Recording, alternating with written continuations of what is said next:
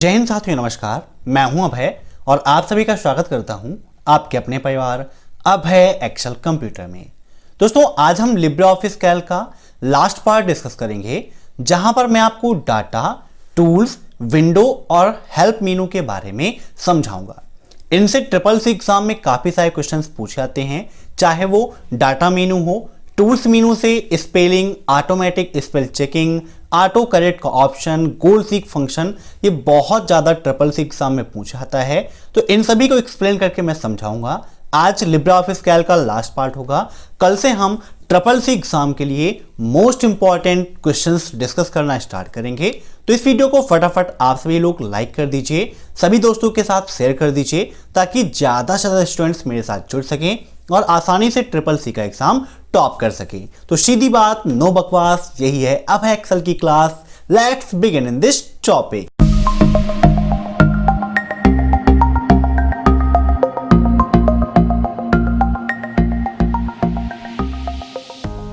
दोस्तों, डाटा मेनू की हम बात करें तो यहां पर सबसे पहला ऑप्शन दिया गया है शॉर्ट का।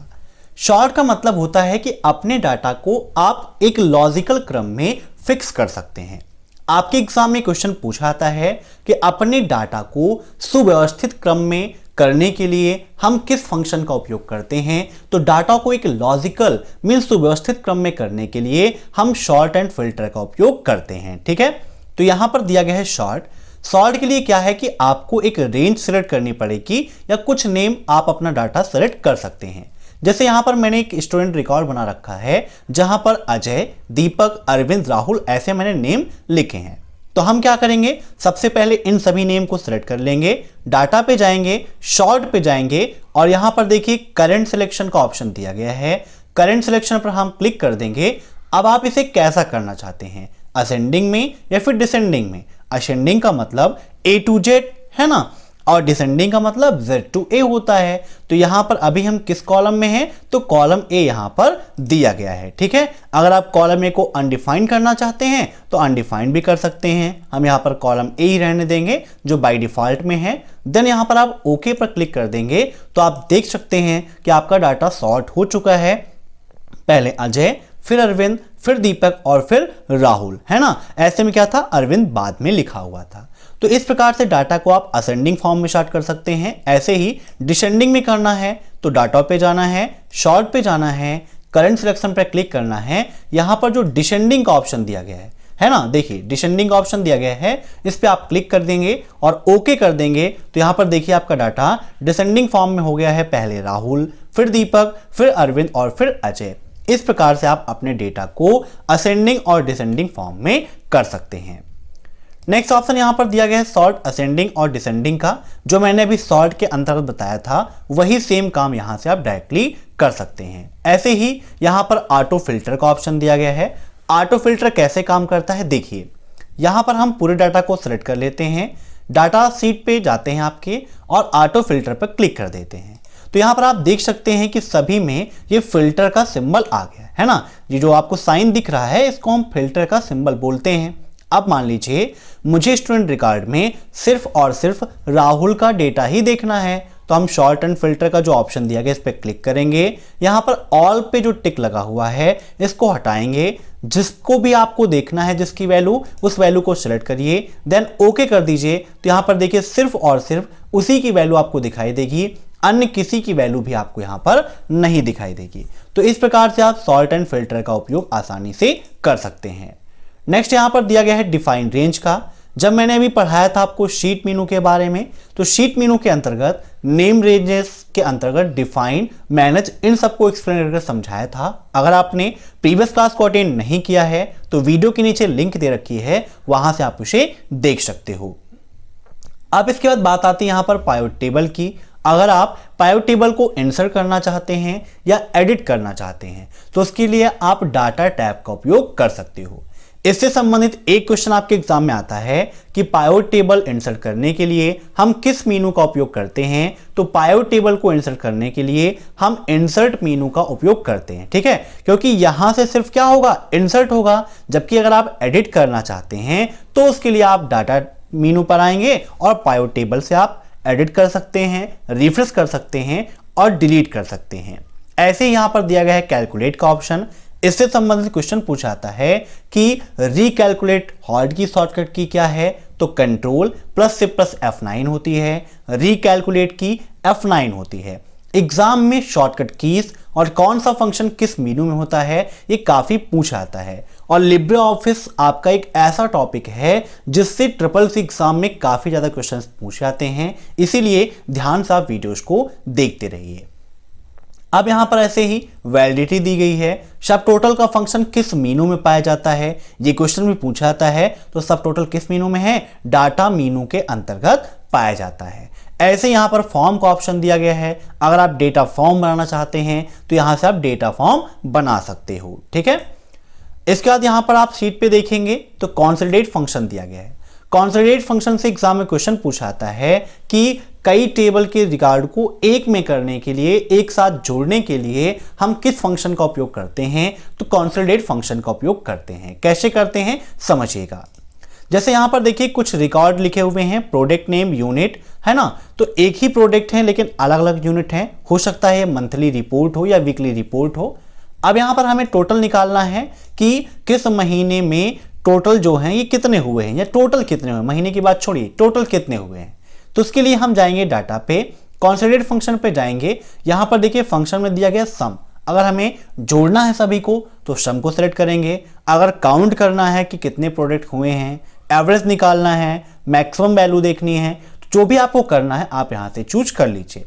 मुझे निकालना है कि हमने टोटल कितने प्रोडक्ट को बेचा है, तो हम सम को सिलेक्ट कर लेंगे।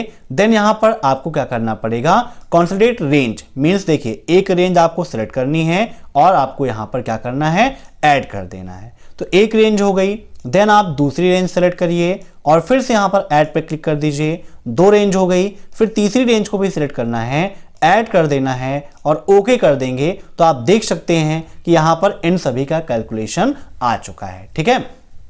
फार्मूले कैसे लगाना है, कैसे आपको सम करना है, प्रोडक्ट करना है, सेलिंग, फ्लोर, राउंड, इन सभी के लिए मैंने आपके लिए एक वीडियो बनाया था फार्मूला कैप्सूल का। बहुत इंपॉर्टेंट वीडियो है आप सभी के लिए, उसे जरूर देखिएगा क्योंकि एग्जाम में जो फार्मूले पूछे जाते हैं उनको काफी अच्छे से मैंने एक्सप्लेन करके समझाया था। अगर आप MCQ देखना चाहते हैं तो उसके लिए मैंने CCC की पूरी महामैराथन क्लास कराई है, वहां से आप CCC एग्जाम के लिए 1100 प्रश्न आसानी से देख सकते हो। अब इसके बाद बात करते हैं इसी के अंतर्गत ग्रुप एंड आउटलाइन की। ग्रुप की शॉर्टकट की एग्जाम में पूछी जाती है। ग्रुप की शॉर्टकट की होती है F12, अनग्रुप की कंट्रोल प्लस F12। मीन्स आपने ग्रुप बना दिया है, उसे अनग्रुप करना है तो कंट्रोल प्लस F12 का उपयोग करते हैं। ऐसे ही यहां पर स्टैटिक का ऑप्शन दिया गया है, इससे अभी तक कभी भी कोई क्वेश्चन नहीं पूछा गया है। नेक्स्ट मेनू हमारी टूल्स। टूल्स में पहला ऑप्शन दिया गया है स्पेलिंग का।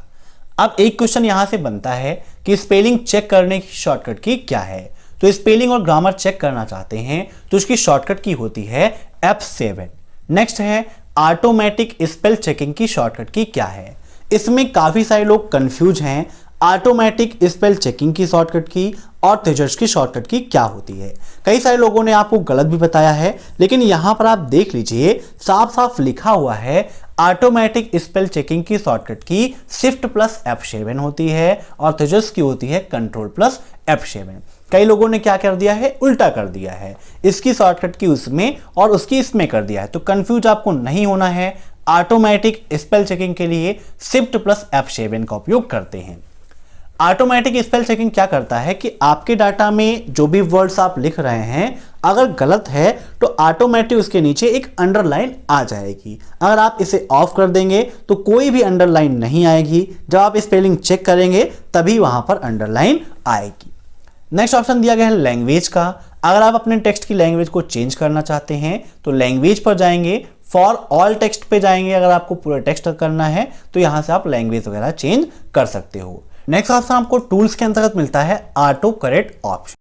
बहुत इंपॉर्टेंट आपके लिए, आप कैल्क और एक्सेल के जादू को नहीं जानते।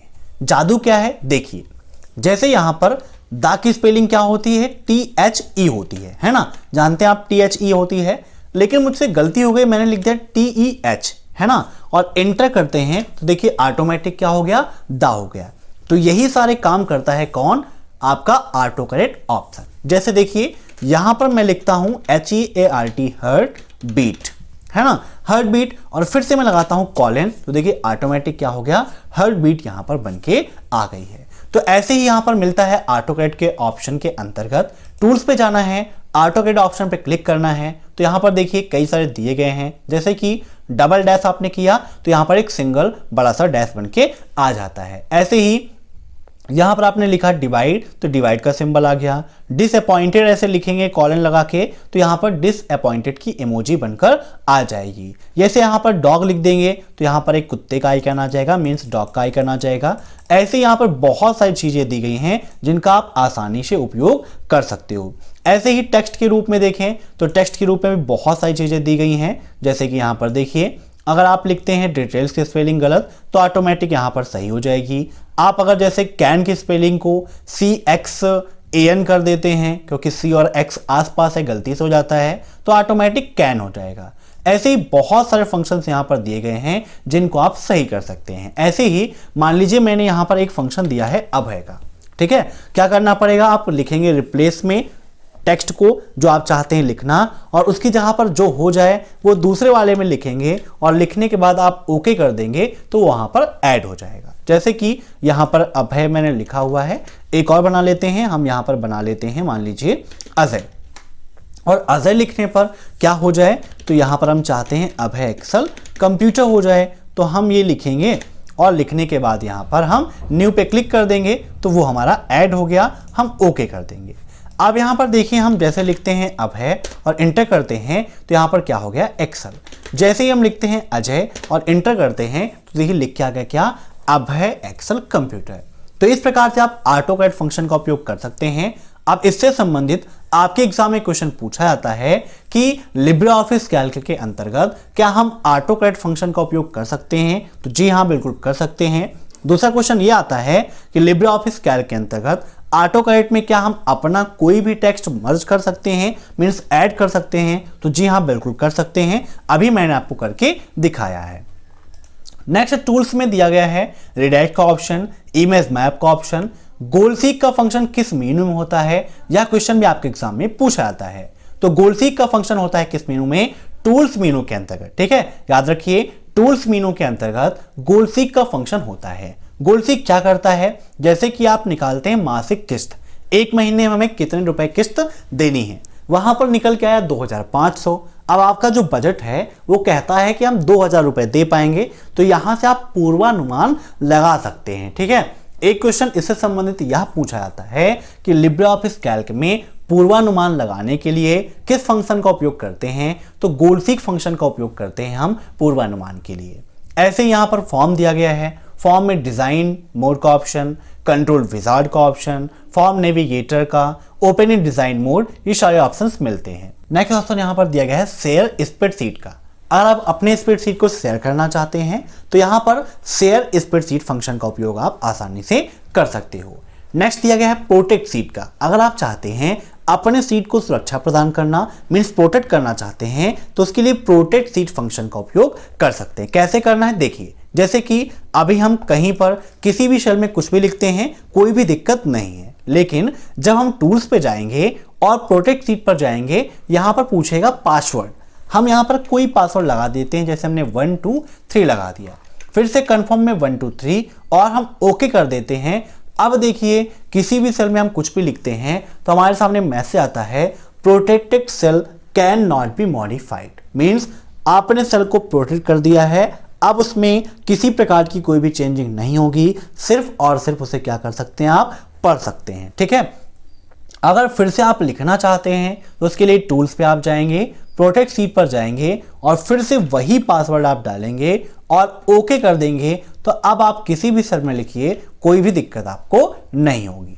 तो इस प्रकार से आप अपने सीट को प्रोटेक्ट कर सकते हो। एग्जाम में क्वेश्चन आता है कि लिब्रे ऑफिस कैल्क में क्या हम सीट को प्रोटेक्ट कर सकते हैं, तो बिल्कुल कर सकते हैं। एक क्वेश्चन ये भी आता है कि क्या हम किसी सिलेक्टेड कॉलम को प्रोटेक्ट कर सकते हैं या सिलेक्टेड रो को कर सकते हैं, तो वो भी हम इसके अंतर्गत कर सकते हैं। देखिए यहाँ पर कई सारे ऑप्शंस मिलते हैं, जैसे कि selected protected cell, insert column, insert row, deleted column, deleted row, इन सभी को हम प्रोटेक्ट यहाँ पर कर सकते हैं। नेक्स्ट ऑप्शन ऐसे दिया गया है प्रोटेक्ट स्प्रेडशीट स्ट्रक्चर, इसको अगर प्रोटेक्ट करना है तो कर सकते हैं। मैक्रोज का फंक्शन किस मेनू में मिलता है, तो टूल्स मेनू के अंतर्गत मिलता है। एक्सटेंशन मैनेजर की शॉर्टकट की क्या है, तो कंट्रोल प्लस आल्ट प्लस ई होती है। ऑप्शन का ऑप्शन कहाँ मिलता है, तो टूल्स मेनू मिलता है। शॉर्टकट की क्या होती है, आल्ट प्लस F12 होती है। नेक्स्ट क्वेश्चन पूछा जाता है कि विंडो की शॉर्टकट की क्या है। अगर आप लिब्रे ऑफिस कैल्क की विंडो को क्लोज करना चाहते हैं तो उसके लिए हम कंट्रोल प्लस W का उपयोग करते हैं। एक कंफ्यूजन होती है विंडो को क्लोज करना और exit Libre office. Libre office से बाहर आना है तो कंट्रोल प्लस Q, और एक विंडो को क्लोज करना है तो कंट्रोल प्लस W का उपयोग करते हैं। नेक्स्ट है आपका यहाँ पर हेल्प की शॉर्टकट की काफी पूछी जाती है, तो हेल्प की शॉर्टकट की क्या होती है, F11। ठीक है, नोट कर लीजिएगा, काफी इंपॉर्टेंट है। तो इस प्रकार से लिब्रे ऑफिस कैल्क का पूरा सीरीज हमने कंप्लीट किया। CCC का 4 चैप्टर कंप्लीट हो चुका है आपका। ठीक है, अगर आपने प्रीवियस क्लासेस को नहीं देखा है तो चैनल को विजिट कीजिए, वहां पर CCC complete course in Hindi की प्लेलिस्ट मिल जाएगी, जहां पर ये सारे वीडियोस आपको मिल जाएंगे। क्योंकि एग्जाम अगर आप टॉप करना चाहते हैं तो उसके लिए आपको सिलेबस को कंप्लीट करना जरूरी है, अगर एक ही बार में आप टॉप करना चाहते हैं। अब हम जान लेते हैं लिब्रे ऑफिस कैल्क के बारे में थोड़ी सी बेसिक जानकारी जो आपके लिए बहुत ही ज़्यादा इंपॉर्टेंट है। पहला चीज है कि सेल एड्रेस कैसे बनता है, तो सेल एड्रेस कॉलम और रो नंबर से मिलकर बनता है। जैसे अभी हम C कॉलम पे हैं और 9 रो पे हैं, तो इसका जो एड्रेस होगा वो C9 होगा। एड्रेस कहाँ दिखाई देता है, तो नेम बॉक्स के अंतर्गत दिखाई देता है।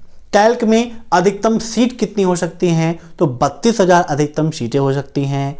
कैल्क में बाय डिफॉल्ट सीटों की संख्या कितनी होती है, तो बाय डिफॉल्ट सीटों की संख्या होती है 1। मीन्स बाय डिफॉल्ट में आप सिर्फ एक सीट यहां पर रख सकते हैं, मतलब एक ही सीट यहां पर आती है। ऐड करना चाहते हैं तो आप ऐड भी कर सकते हैं। किसी सीट को रीनेम कर सकते हैं, तो जी हाँ, बिल्कुल हम किसी भी सीट को रीनेम कर सकते हैं। लिब्रे ऑफिस कैल्क का मैक्सिमम जूम परसेंटेज कितना होता है, तो कैल्क का मैक्सिमम जूम परसेंटेज होता है 400%। ठीक है, लिब्रे ऑफिस कैल्क का बाय डिफॉल्ट फॉन्ट नेम क्या होता है, तो लिब्रेशन सैंस होता है। बाय डिफॉल्ट फॉन्ट साइज क्या होती है, तो 10 होती है। ठीक है, तो इन सब चीजों को आप याद रखिएगा, एग्जाम में काफी ज्यादा पूछाता है। रो की संख्या कितनी है, तो 10,48,576 है। कॉलम की संख्या कितनी है, तो 224 कॉलम होते हैं लिब्रे ऑफिस कैल्क में। ठीक है, इसके अलावा शॉर्टकट की आपके एग्जाम में काफी पूछी जाती है। डेट और टाइम को इंसर्ट कैसे कर सकते हैं, फार्मूले का उपयोग कैसे कर सकते हैं, ये सब कुछ आपके लिए काफी ज्यादा इंपॉर्टेंट है। तो आज की क्लास में बस इतना ही। कल से जो क्लास स्टार्ट करेंगे वहां पर हम MCQ बेस्ड क्लासेस आपके लेंगे, जहां पर CCC एग्जाम में पूछे गए मोस्ट इंपॉर्टेंट क्वेश्चंस आपको बताएंगे। तो हर शाम को 7:30 बजे आप तैयार रहिएगा मेरे साथ CCC का मॉक टेस्ट देने के लिए। Thanks for watching my video. फिर मिलते हैं नेक्स्ट क्लास में, तब तक के लिए बाय बाय।